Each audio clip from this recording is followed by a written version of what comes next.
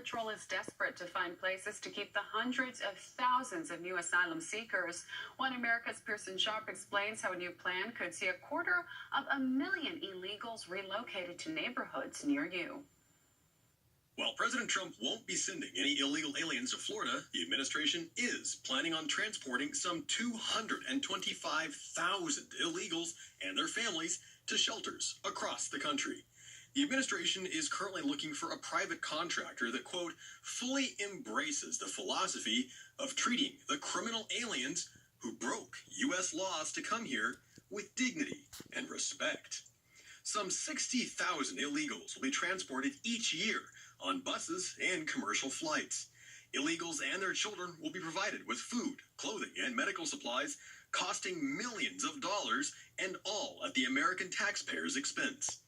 With facilities in the 4 border states overflowing, the Border Patrol is now looking at relocating the illegals to centers further north, meaning they could soon be arriving by the plane load in Oregon, Michigan, North Dakota, and even Maine. The plan is to relocate the 250,000 illegals while their asylum cases are being processed. The only trouble is that over 90% of illegal aliens never return for their court dates and simply disappear into the country. And again, most, over 70%, also end up on welfare. And many more go on to commit serious crimes, with illegal aliens making up 88% of all non-citizens convicted in federal prisons last year. These are illegals, Mexicans and South Americans mostly, guilty of drug trafficking, murder, and sexual assaults, including rape.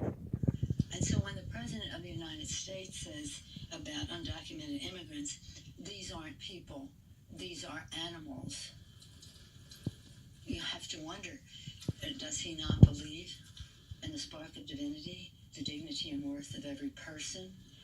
One such migrant, filled with this dignity, worth, and spark of divinity, was convicted for raping a dog to death.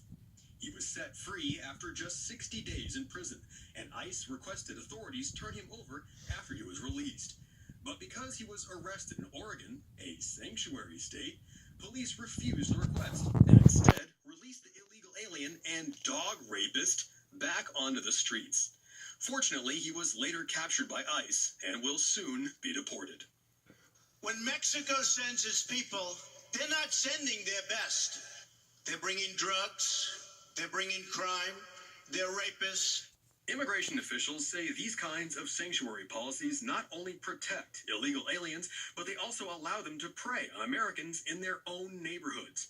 These are the migrants requesting asylum and being relocated into our communities. And our politicians not only approve of these measures, they want to double down.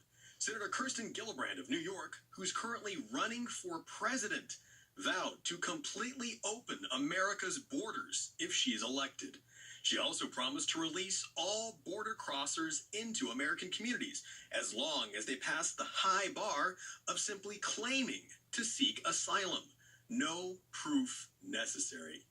So far this year, almost 500,000 illegal aliens have already crossed or been apprehended at the border, and the numbers show no signs of slowing down.